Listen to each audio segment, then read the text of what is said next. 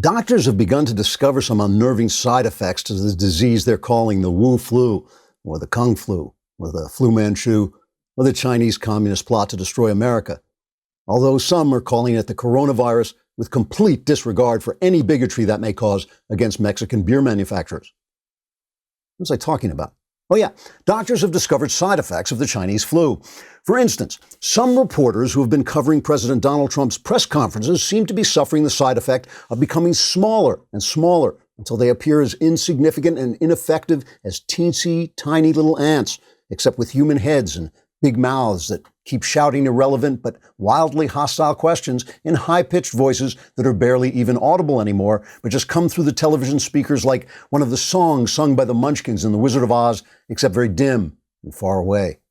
Doctors fear if these side effects worsen, the White House press corps may disappear altogether and will have to be replaced by journalists. Another side effect of the flu is that some Americans can no longer remember any of the Democrat candidates for president. Interviewed by medical personnel, Americans now only have dim recollections of a loud, angry old man who keeps touting 19th century philosophies that have caused poverty and oppression wherever they've been tried. But these same Americans say that memory seems so absurd, it may not be a memory at all. They may only have dreamed that such a person exists while they were suffering high fevers, chills, boredom, and eye-rolling exasperation. One American interviewed by doctors said he couldn't remember who was running for president at all or what any of the issues were. But that American turned out to be Joe Biden, and he was sent home to rest up for the next debate with what's his name. Other doctors are reporting a flu side effect where sufferers lose all sense of decency. But so far, that's only affected the Speaker of the House. Trigger warning, I'm Andrew Klavan, and this is The Andrew Klavan Show. I feel hunky-dunky, life is tickety-boo. Birds are winging, also singing hunky-dunky-doo. Ship-shape, tipsy-topsy, the world is zippity-zing. It's a wonderful day, hurrah, hooray! It makes me want to sing. Oh, hurrah, hooray! Oh, hooray, hurrah! So the other day I was doing one of those Ask Me Anything events at the Daily Wire, where people send in questions. And several people asked me what changes I thought would be wrought in society by the Chinese flu crisis. And the truth is, I have no idea if there'll be any changes or what they'd be if there are any. But the question did set me to thinking about what I'd like to see happen. For instance, a lot of students have been taking their classes online during the lockdown. That could bring about some educational improvements. College obviously has become a cesspit of socialist and diversity garbage, and that garbage is spreading from classrooms out into what we laughingly call the real world. I'd like to see smaller, better colleges like Hillsdale with better values be able to compete with large institutions through online classes. It'd be better, I think, if more people could take classes at Hillsdale than they do at some of the universities working today. I think the press has been behaving in a shamefully corrupt and one-sided manner for a long time, and I think Trump's daily press briefings are maybe bringing that to light a little more than usual. CNN is actually cutting away from any news they don't like, and NBC says they want to stop covering the briefings altogether because they're making Trump popular. I hope they do stop covering them so viewers move on to better venues. It would be great, truly, if people finally got wise to guys like NBC News chairman Andy Lack, who relentlessly sells leftism and feminism under the guise of news while covering up for rapists like Harvey Weinstein and abusers like Matt Lauer. Lack has never been a reporter. He doesn't know anything about journalism. He's just selling a philosophy, and he's doing it in a very dishonest way. And it would be nice if it weren't just conservatives, but also liberals who wanted a fair press. I think that would be helpful to both sides. As I've said too many times already, it'd be nice if some women discovered that they'd been lied to and that motherhood and homemaking are actually a lot more significant and rewarding than virtually any out-of-the-home job you can have. I want individuals of the female persuasion to have free choice, obviously, but I think they've been propagandized out of their best choice. And no, speaking generally, I don't think men are as good at motherhood and homemaking, just to save you the trouble of asking in a gotcha tone. The futurist writer Yuval Harari makes an interesting point about evolution. He points out that evolution favors life, but not necessarily good life. For instance, animals that people like to eat, cows and pigs and chickens, thrive in terms of survival because we, people, keep them alive, but we don't always treat them very well, so they survive, but their lives suck, and then we eat them. Harari points out that that can happen to humans too, that a way of life that helps us survive can be chosen by evolution over a way of life that is good or moral. I actually think that has been happening to us recently. I think globalism may be good for human survival, and working women may be good for human survival, and maybe even abortion, infanticide, and babies raised by strangers may be good for human survival. And I think humans can survive and even thrive physically and yet become spiritually empty, moral monsters with no hearts or souls. And I've sometimes been afraid that was exactly what was happening to the world. And once it happens, by the way, you won't even be aware of it. You'll just think it's progress. Even conservatives will defend it once it actually goes through. It would be nice if this crisis made us pause a moment and ask ourselves not how we can survive and get rich, but how we can live and become more human, closer to God who made us and to the people he made us to be. As the old joke goes, I can dream, can't I? All right, you're sitting home. We got to say a thank you to all the people who are delivering stuff, because I know it's dangerous. I know they're working because they need the dough, but they're doing a great job. I know we're depending on them here. People bringing us, food and books and all the things that we need, and medicine, all the things that we need, are really doing a great job.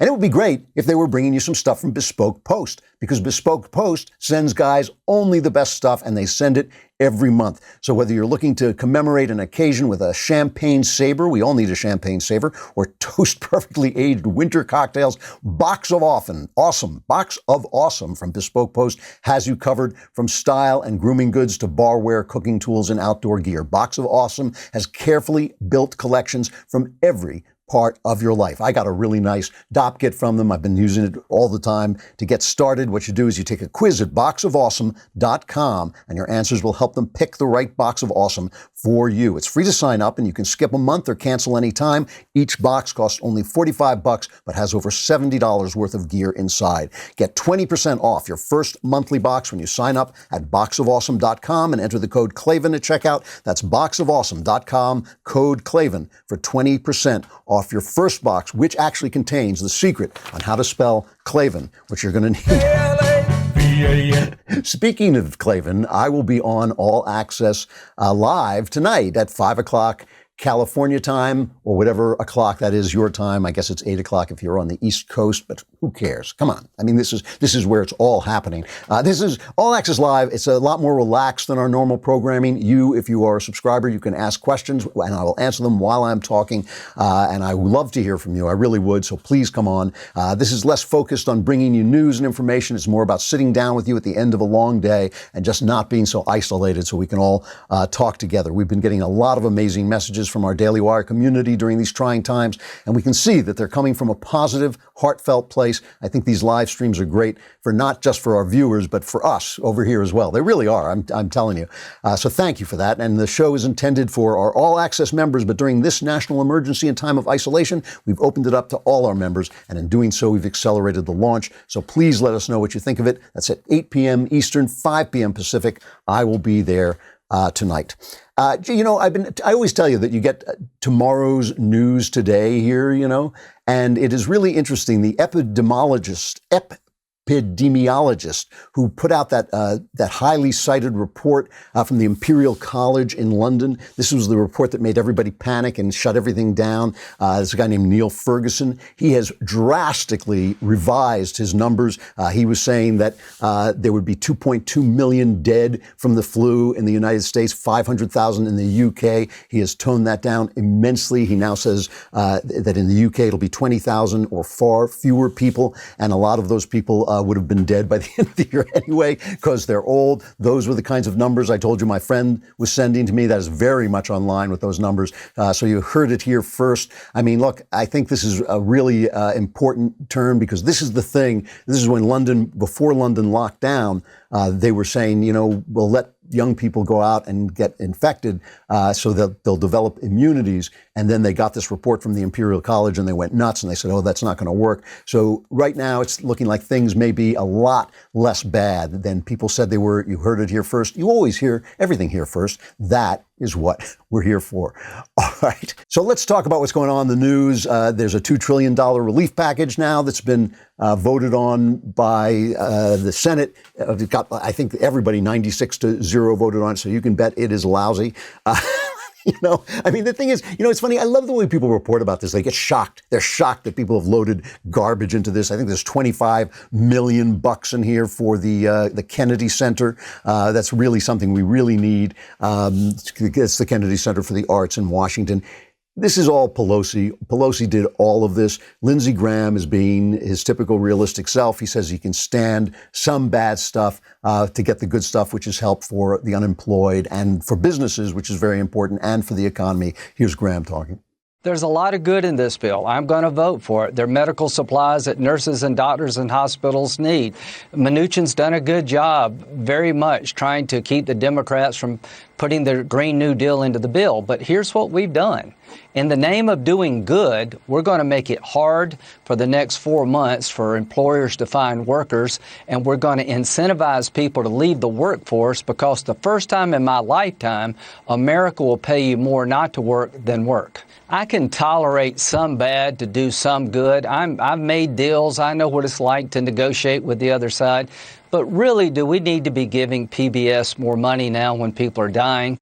So, obviously this is true, but I want to talk about this for a minute. I was talking about the press in the opening when I was saying things I'd like to see change. Now, obviously, I hit the press a lot, but I hit the press a lot because I think it is the problem. I think the press is the problem. When you talk about the divisions in America, I think it's the press and the entertainment industry, all the communications industries, things that I've been involved in every part of it. I've been a journalist, I've been a reporter, I've been a broadcaster, I've been a writer, I've been in the movie business, I've been in the publishing business, I've been in every aspect of it. Every aspect of it is riddled, not just with leftists, but with leftism. And leftism has gone off the rails because when people are surrounded by people they agree with, they become more and more radicalized. And that's what's happening. By blacklisting people like me, by blacklisting people who disagree, by keeping people out, they were able to convince themselves that we're not just wrong, we're evil. And that has become this kind of atmosphere that they swim in. And it has now sent the Democrats into purgatory. I mean, think for a minute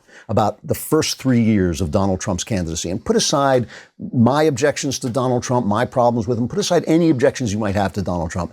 For 3 years, we got Russia, Russia, Russia. There are almost as many Russian Americans in America as there are Chinese Americans. There's over 3 million in both cases. Why didn't we ever hear anybody say, by all this Russia, Russia talk, we're going to create bigotry against Russian Americans? We didn't hear it because the press and the Democrats colluded to put forward a narrative that has now been shown to be completely empty. You don't even hear about it anymore. Nobody's even talking about it anymore. The indictments that Mueller sent out, remember, I told you at the time that they were phony. The indictments that he sent out against the Russians, they're being thrown out of court because they're nonsense. The Russians didn't spend anywhere near what Michael Bloomberg spent on his campaign, and Michael Bloomberg got 6 votes, and the Russians didn't have any effect on the elections. It was all nonsense. And all of that has is because the Democrats are in this bubble that they've created, that leftism has created, and it's bad for them because now we see them. As I keep saying, we see you Democrats, and I think it's bad for them. I think it's bad for Nancy Pelosi. I think Nancy Pelosi is a talented politician who has made mistake after mistake after mistake. The impeachment, a mistake. This nonsense, putting garbage into a bill that sends needed relief to people, a mistake. Why is she making a mistake? Because she's in this bubble. And it goes beyond that. You know how much I like this guy, Walter Russell Mead. And he wrote an article saying, I want to read part of this, and I'll talk about it as I'm reading it, but it's worth it because it's so insightful and it's so incisive. He says, one reason Mr. Trump's opponents have had such a hard time damaging his connection with voters is that they still don't understand why so many Americans want a wrecking ball presidency. The majority of the electorate is this deeply alienated from the establishment can't be dismissed as bigotry and ignorance. That's the deplorable line. That was Hillary Clinton. Why did she say that? Because she's surrounded by people who agree with her, and she never has to listen to me or Ben or Michael Knowles or any of these people. She never listens to those. They're alternative media. Instead of having to face those questions on CBS, ABC, and NBC, where Andy Lack is covering up for Harvey Weinstein, while he covers up for Matt Lauer, while he covers up for Hillary Clinton, they don't have to face those questions, so they don't know. Of course they think we're deplorable. Why else on earth could we be opposing them when everyone around them agrees with them? So he goes on and he says, look, there are solid, he says, of the people who are rebelling, who want Donald Trump, he says there are solid and serious grounds, this is Meade again, for doubting the competence and wisdom of America's self-proclaimed expert class. What is so intelligent and enlightened, populists ask, about a foreign policy establishment that failed to perceive that U.S. trade policies were promoting the rise of a hostile communist superpower with the ability to disrupt supplies of essential goods in a national emergency, right? Who was talking about this? Who was saying China, China? It was mean, orange man bad, was saying China, China, China. When he was dealing with them, the Wall Street Journal, a conservative paper and a good paper, was saying, oh, the trade wars, because they want their pocketbooks to look good now. And they're not thinking about the future. And they're not thinking about a situation like we're in now, where suddenly we need medicines. And who's making the medicines? The same people who started the disease and the same people who want to destroy us. What competence, says Meade, what competence have the military and political establishments shown in almost 2 decades of tactical success and strategic impotence in Afghanistan? Again, who's been talking about this? President the Donald has been talking about it. And people say, oh, you're blowing smoke up, Donald Trump's behind because you love him so much. I don't. I don't. I'm just saying it took somebody from outside. It took a fixer. It took a guy who doesn't care what the press calls him, who has a tough skin to say what people should have known, but they don't know because they're surrounded by people who disagree with them. More Meade. What came of that intervention in Libya? That was from Hillary, right? What was the net result of all the fine talk in the Bush and Obama administrations about building democracy in the Middle East? On domestic policy, the criticism is equally trenchant and deeply felt. Many voters believe that the U.S. establishment has produced a healthcare system that is neither affordable nor universal. Higher education saddles students with increasing debt while leaving many graduates woefully unprepared for good jobs in the real world. I don't know why he would say you're not prepared for a good job with the real world if you've done gender studies. What else? That's great. You can get a great job teaching gender studies to some other fool. The centrist establishment, he goes on, has amassed unprecedented deficits without keeping roads, bridges, and pipes in good repair. And this is the right. And here's a place where you got to fault Donald Trump, because this is the right as well as the left. There's no, Trump is such a populist animal that the people are never going to want to pay off the debt. They're never going to want to cut entitlements. Somebody has to do this. And that's why the conservatives were so wrong to dump Paul Ryan. They were so wrong to diss him because of his immigration stances. He was the one guy who stood up and talked about this. He was too much of a gentleman, and he got screwed by us. We're the ones who are at fault for this, because the Democrats will never care about the debt. The Democrats they don't even understand the economy, so they're never going to care about this. The culture of social promotion, this is Meade again, this is such a good column. The culture of social promotion and participation trophies is not, populist field, confined to U.S. kindergartens and elementary schools. Judging by performance, they conclude that people rise in the American establishment by relentless virtue signaling, by going along with conventional wisdom, however foolish, and by forgiving the failures of others and having their own failures overlooked in return. He says the blame game playing out over how the president has handled the coronavirus epidemic affects the dynamics of the struggle. And he says, Mr. Trump deserves, he's not a Trump fan. He says he deserves a lot of the criticism for how he handled this in the beginning. He says, however, Mr. Trump supporters, and this describes me exactly, Mr. Trump supporters are not comparing him with an omniscient leader who always does the right thing. We're comparing him with the establishment, including the bulk of the mainstream media that largely backed a policy of engagement with China long after its pitfalls became clear. Mr. Trump's errors pale before those of the bipartisan American foreign policy consensus. All my life, even when I was a kid, when I was in college and I was first reading Plato, and I used to laugh at how Socrates would always say that, Plato and Socrates would always say, the highest thing you can do is be a philosopher. I thought, the highest thing you can do is whatever you're doing, If you are not being criticized, if you don't have doubt, if you don't rethink your positions all the time, because people are challenging your positions all the time, if you haven't got the capacity to say, maybe I'm wrong, then you will not be thinking clearly, and you will just get more and more and more wrong. We have seen the left go down this road. We've gone down this road in terms of debt. It is the problem, and it is why Donald Trump, a wrecking ball, was absolutely required and is required right now. All right. right. Sitting around in your room, all by your lonesome, you're online all the time, and I know what you're looking at, and it's disgusting. And I think you should know, because I'm watching you guys. I've got my eyes on you, and I know what you're looking at. And your internet service provider, Comcast or Verizon, they know every site you're going to. And what is worse is they can sell that information to ad companies and tech giants who will use your data to target you. That's why you're getting all those ads for furry costumes.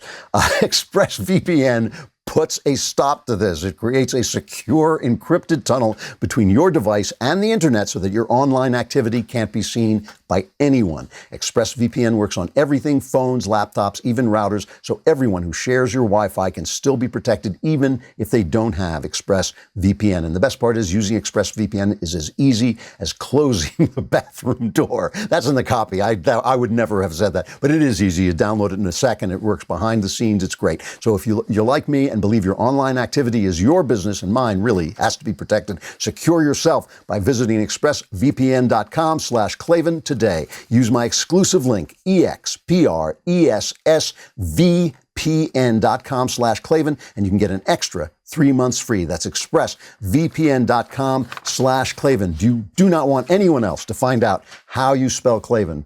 V-A-N, there are no E's in Klavan. You gave it away. What is wrong with you? There are no E's in Klavan. All right. So, this thing about the press cutting off the Democrats, like I said, bad for the Democrats. And it is hilarious to see some of the stuff that's happening now, because now people are watching Trump every day and they're finding out, he's not as bad as the press has been telling us all this time. So, Trump said he would like it if we could open America by Easter. Please, not by Christmas. Open America by Easter. He said that would be a great thing. So, of course, the New York Times, absolute panic. Trump wants to reopen America. Here's what happens if we do. President Trump, this is the New York Times. President Trump says he wants the United States raring to go in 2.5 weeks on Easter with packed churches all over our country. Now, what Trump said, remember, is he said it would be beautiful if there were packed churches, if there could be packed churches on Easter. But obviously, he's telling people, he said, I'm not going to do anything rash. Do we have that clip? Yes, clip 21. We'll be speaking to everybody. I'm not going to do anything rash or hastily. I don't do that. But the country wants to get back to work. Our country was built to get back to work. We don't have a country where they say, hey, let's close it down for 2 years. We can't do that. It's not our country. So we're going to be talking, and it could be we'll do sections of our country. There's big sections of our country that are very, little affected by what's taken place. Then there are other sections that are very heavily affected. So there's a big difference. And the doctor, Dr. Burks, her name is, she was saying that the numbers are just overblown. The numbers of deaths are just overblown. And now we're seeing this coming through. I've been telling you, my friend has been saying this. He's been sending me these computer models and math that he does. And now she is confirming this as well. The numbers that have been put out there are actually very frightening to people. But I can tell you, if you go back and look at Wuhan and Hubei and all of these provinces, when they talk about 60,000 people being infected, even if you said, there's asymptomatics and all of that, so you get to 600,000 people out of 80 million. That is nowhere close to the numbers that you see people putting out there. I think it has frightened the American people. I think on a model that you just run full out, you can get to those numbers if you have zero controls and you do nothing. And we know that every American is doing something. So CNN cut away from this. CNN got away from that because what do you mean, don't panic? Come on, that's our whole business model. It's like, cut it off. She's just making people hopeful. Don't let that happen. So if indeed it's time for panic, if indeed, the economy has to shut down forever, then the only reason Donald Trump could be doing this is because some insidious reason. So think about that. If you're sitting in a room full of people who agree with you, in a media, in an industry full of people who agree with you, and gone to college, taught by people who agree with them, and you watch entertainment and the movie stars, and they agree with you, why you must know that Donald Trump is a monster. You know it. It's not an opinion. It's a fact to you that Donald Trump is a monster. The only reason he could have for wanting to open things up again is for his own personal gain, so that it'll be helpful in an election. And a reporter went after him at the briefing and said, "Are you just doing this for the election?" And he went right back at her, which, as we know, is his MO. And it's a telling exchange. You said that the media wants the country to remain closed to hurt your odds No, of I think being the reelected. media. The media would like to see me do poorly in the election. I think lawmakers and economists on both sides of the aisle have said that reopening the country by Easter is not a good idea. What is that plan based on? Just so you understand. Are you ready? I think there are certain people that would like it not to open so quickly. I think there are certain people that would like it to do financially poorly because they think that would be very good as far as defeating me at the polls. And I don't know if that's so, but I do think it's so that there are people in your profession that would like that to happen. I think it's very clear. I think it's very clear that there are people in your profession that write fake news. You do. She does. There are people in your profession that write fake news. They would love to see me for whatever reason, because we've done one hell of a job. Nobody's done the job that we've done. And it's lucky that you have this group here right now for this problem, or you wouldn't even have a country left. That was brutal. It was brutal. And, I'm a guy who would like to see the president not have to stoop to that, who'd like to see the president not have to beat up the press like that. And he wouldn't have to beat up the press like that if they weren't so bad, if they weren't so corrupt. They are so incredibly corrupt, and they don't know they're corrupt. There's an exchange with Wolf Blitzer. I don't know, there's got 2 or 3. Wolf Blitzer had with one of his commentators. It's just very telling. It's just worth watching this for a sec.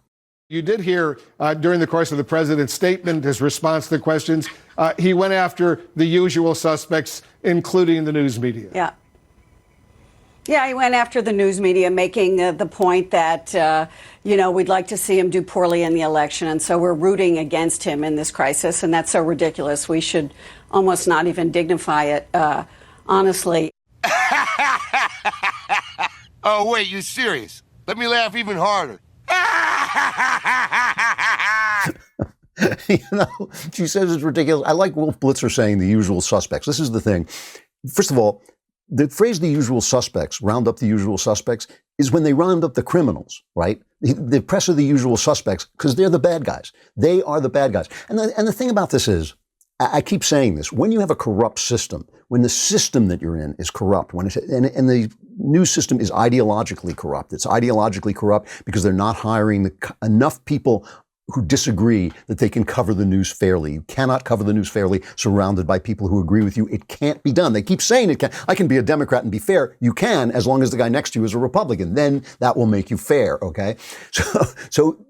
When you're in a corrupt system, you don't have to be a bad person to be corrupt.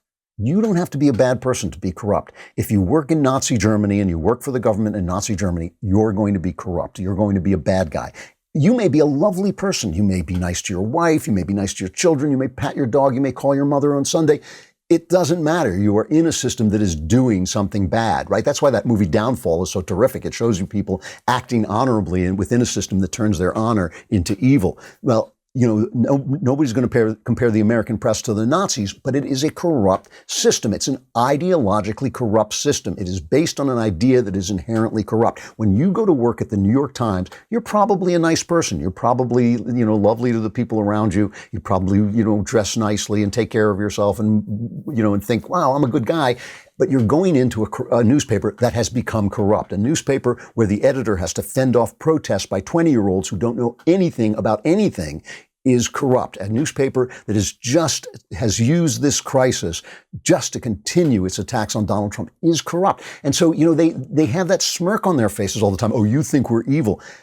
Not quite. That's not quite it. I think you're in a corrupt system. You know it's a corrupt system because there's 64 million people who voted for Donald Trump, and not one of them works for your newspaper in a position of power. That's how you know that your system is corrupt, when nobody who disagrees with you is in a position of power. Now, again, You know, a lot of the clips that they put out to attack the press are from MSNBC, and I don't use a lot of those clips. I only use them when they illustrate a point. I don't use those clips because MSNBC is not being corrupt, except in the MSDNC.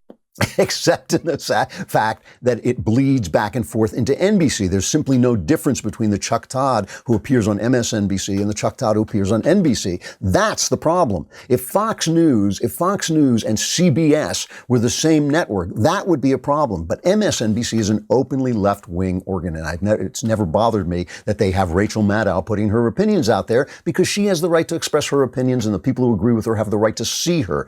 The people who agree with me, the people who agree with you and me, have the right to be entertained at night by comedians. They have that, you know, I'm not saying it's a right like, you know, the right to bear arms, but just in a normal, non-corrupt world, in a normal, non-corrupt industry, they have a right to hear jokes about the people they think are absurd, not just have Stephen Colbert come on and scream at the people they like and their heroes and their candidates. They have, you know, we have a right to hear different voices, and we don't. And that system has destroyed our relationships with our liberal friends, so that they think we're evil and we can't have a conversation with them, and has destroyed the Democrats' relationship with the voters because they don't know what the voters are thinking anymore. They've just got polls and not talking to anybody. And it's destroyed our relationship as a country where we can't discuss things anymore because we just are so separated from one another. There is a sane conversation to be had between the right and the left. There is a sane way for people to talk to one another, and we have lost that.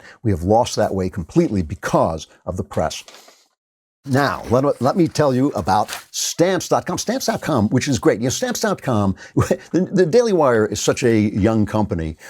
We should have one of those brass plaques, you know, in business since 15, 16, something like that. But for 3 years, which is almost all of the time we've been here, we've been using Stamps.com because it just makes your life so much easier. Stamps.com puts all the great services of the Postal Service in your computer, right? Stamps.com means you don't have to drive to the post office. You don't have to wait online. You don't have to do any of those things, but you get the great services from the post office 24/7. You can print official U.S. postage for any letter, any package, any class of mail, anytime you want, and then just put it out there and let the mailman come and get it. And you get 5 cents off every first class stamp and up to 40% off USPS shipping rates.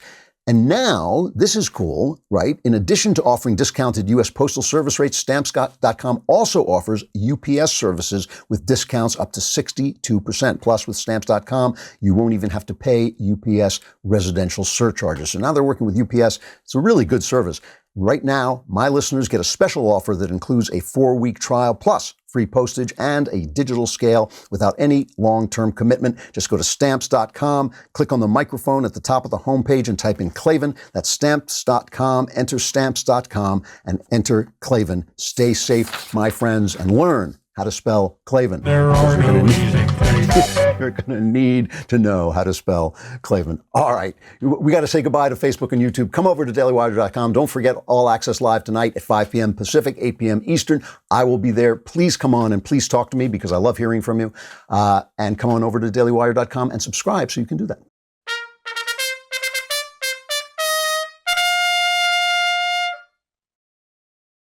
So this is how, you know, when you have the press surrounding you, people who agree with you, when you have that system that's in place, it really has damaged the Democrat Party. I seriously believe, look, I can't predict the future, but I think they are being damaged right now. I think Nancy Pelosi has been damaged. Like I said, I don't like her. I don't agree with her. She's a talented politician. She has been caught out a number of times. I think the impeachment was obviously a time she was caught out. I mean, look, you know, this story has been so big, this coronavirus, Chinese virus has been so big that it has wiped the memory clean almost. You know, you forget about all the things that were happening. But this is, and the press, when you see that lady, Gloria Borger, I think it was, with Wolf Blitzer saying, it's ridiculous that he could be thinking we want him to fail. She's actually saying that. She's actually saying that after 3 years of this Russia thing. And this is how you wind up with, you know, a guy like Joe Biden in the driver's seat. This is how you wind up with Joe Biden as your president, your presumptive presidential candidate. The guy is just in such bad shape, and it's kind of sad at this point to watch him. I think everybody knows it's sad when you have the Atlantic running that piece. I just love that piece. I've been laughing about that piece all week, where she was just saying, "Stay alive, Joe. We just need your corporeal presence." I actually, while I was reading that on the air, I had one of those mental glitches where I thought, is this one of my satires? And I just forgot I wrote it. It was just so amazing. I mean, he's talking, we need some Biden clips. A day without Biden clips is a day without sunshine and stupidity. But he was talking about this deal that's gone through, this $2 trillion deal to bring relief to unemployed people, but also to bring relief to businesses and the stock exchange. That, they keep saying it's a slush fund. By the way, the reason it's not a slush fund, they keep saying it's a slush fund for businesses. These are not businesses like in 2008 that mishandled money, right? These are businesses that were doing great. The government shut them down. It's the government action that has shut these businesses down, and so the government has to give them some relief. This is not like 2008, where businesses were just like, yeah, we'll sell this mortgage here to all these guys, and yeah, we're giving these loans, and then we're going to sell them out in the stock market. No, and then, oh, please bail us out, please bail. No, that's different. That is different. These were businesses that were doing terrific. They were doing great until this crisis came and had to be shut down. And the other thing, too, is some of conservatives online are a little quick to declare that it's martial law and our rights are being taken away. Look, it is an emergency. It is an emergency. The emergency may not be the number of deaths. Let us hope. Let us hope it's not the number of deaths. The emergency is the hospitals will be overwhelmed. That's the emergency. That's what they're trying to prevent. That's what the staying in place is about. And the thing about the hospitals is there has to be at least one place open in case I get sick, because the main thing, the whole point of this, the entire point of this is A, to give me more time to write my book, and B, to make sure that we save the Klavan and I survive. Because as I keep telling you, other people can be brought back to life because they just exist in my imagination, but I'm a real human being, and if I die, everything's over. So that's why we want to save the Klavan. What's Joe Biden's response to the $2 trillion deal, which is just filled with pork? And again, so many people who talk about politics don't get politics. Any bill that's going to come out in this moment is going to be filled with pork. They just try to keep it down to a minimum, try not to make it absurd, like giving money to the Kennedy Center. However, Biden knows what should be done. This is cut number 12. We're going to have an opportunity, I believe, in the next round here to use my green economy, my Green Deal, or to be able to generate both economic growth and consistent with the kind of infusion of monies we need into the system to keep it going. One of the ways to make sure these jobs are available that may get lost or hurt in the meantime is to provide the kind of jobs that are prevailing wages where people are making $45, $50 an hour plus benefits by building new infrastructure. So this is what we need, the Green New Deal. We need the green. That is what, that's why the virus happened. It was because the sun, you know how the sun is really a big guy with arrows and he shoots. Never mind. My favorite line from Biden, I just play this stuff to amuse myself, but I hope it amuses you as well, where he was talking about how we could snap back from World War II, where I think he must have fought in World War. He was in both World War I and World War II, I think. And he says we bounced back. And here was his quote, cut 14. The reason why most of the world was repaired to us, particularly after World War II, is because of who we are as a nation. We, the people, we hold these truths, etc. Sounds corny, but it's real. And that's why, that's why the vast majority of the nations have followed us. You know the thing. Anyway, I'm going to end since this is my last show of the week, I'm going to end with just talking about some ways to entertain yourself. If you've been waiting for a moment like this to read some of the big classic novels, anybody can tell you what will entertain you. Anybody can tell you, what they think is entertaining. People have different opinions about entertainment. Some people like science fiction. Some people like mysteries, spy novels, whatever. You can choose that yourself. But there's some books that are great and that you shouldn't not have read. Okay. And they're incredibly entertaining. And I used to do this on the show all the time, and I decided people weren't listening. But now maybe you're locked at home. Maybe you want something to read. Maybe you want to read something to your spouse, which is great, by the way. My wife and I have done that, and it's a wonderful, entertaining way to be together without sitting and staring at a TV. If you've never read David Copperfield by Charles Dickens, you should read David Copperfield. First of all, it is one of the it's a sprawling novel. It must be 800 pages in its usual print, but it's a sprawling novel, but it is one of the most entertaining and moving books ever written. It is one of only 2 or 3 books that I have ever had to put down in order to bury my face in my hands because I was so overcome with emotion reading it. It is a beautiful, beautiful novel. You'll notice that the initials of David Copperfield are Charles Dickens' initials transposed, and he himself said it was about him in some way. It's a novel that's obviously incredibly heartfelt. It's the characters that Dickens creates. No one else has ever done it. I mean, there are people who have done it once or twice. Like, for instance, Arthur Conan Doyle's Sherlock Holmes is an indelible character. Once he created him, he was here forever. He will always be part of the Western imagination. Dickens did it again and again and again. And he did it in this novel again and again and again. There are characters here you will simply never forget. It is a book that you could read to your older children as well. If they're mature 11, 12-year-olds, I think they'll get it. It is so beautiful and so moving, and gives you early Victorian England in just this sprawling epic picture. Another book that a lot of people are afraid to read because it's become a byword for long, heavy books that are hard to read is War and Peace by Leo Tolstoy. One of the most entertaining books. It is like reading a comic book. In the book, as it goes on, there are interspersed philosophical chapters, which you have my permission to skip. His philosophy is that individuals don't really govern history, that history throws up the individuals it needs. I think that philosophy is ridiculous. I actually think it was Tolstoy trying to explain why Napoleon conquered the imagination of Europe, including the Russians, even though he was invading them, why people looked up to and admired Napoleon. He didn't want to say this was a great man in some sense, not a good man, but a great figure. And he didn't want to say that, so he made this kind of philosophy up that would excuse the fact that Russians were so enamored of Napoleon, even though he invaded them. However, the story itself, again, just a sprawling, beautiful, romantic, violent story with so many characters that are so great. The lead character, André, is great. Pierre is great. I mean, it's just like unbelievable characters that, again, you will never forget once you meet them. And it's just riveting. And like I said, you can skim the philosophical chapters. There are too many of them in there, but it is a beautiful, beautiful book. I think it's like 1,400 pages. It's really huge.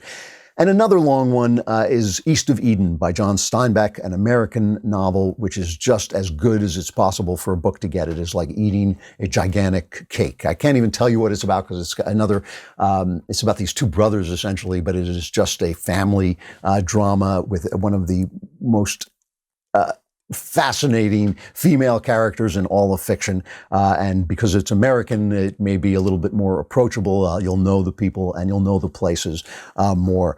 Great stuff. And again, if you like poetry, the guys to look at, I think, are the English romantics, Wordsworth, Keats, Byron, and Shelley. They are the guys who you're going to connect with. I think immediately they will teach you what beauty means in language because they use the language as no one has before since, more approachable than Shakespeare. But just stuff you might want to read as you're hunkering down, and especially now, you thought the plague was bad, but now the Klavanless weekend is upon you, so things are going to get pretty tight, and you'll want to have something to read. A final reflection. There is one thing also important that you'll want to entertain yourself with, and that is, of course, your own flesh. New York City, I think it was, put out sex guidelines for how to operate during the flu crisis. And one said, "You are your safest sex partner." And I tweeted that anyone who thinks I'm my safest sex partner hasn't slept with me.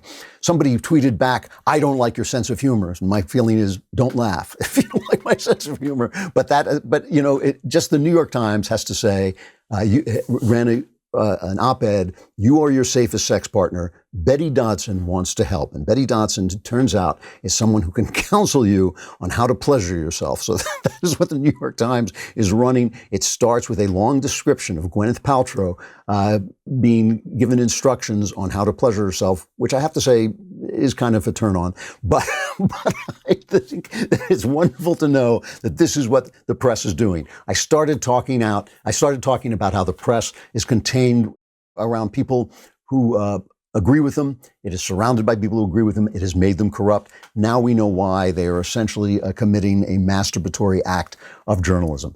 For the rest of you, find other things to do. If you're in there with your spouse, find ways to make him or her happy. That would be a much better way to spend your time. And if you make it through the Klavanless weekend, which, let's face it, the numbers are bad. The numbers from the Imperial College for getting through the Klavanless weekend are almost intolerable. It's going to be worse than any of us can bear. But if you make it, I'll be back here on Monday. And if you're a subscriber, I'll be back at 5 o'clock Pacific, 8 p.m. Eastern for the All Access Live. I will see you on Monday. Otherwise, I'm Andrew Klavan. This is The Andrew Klavan Show.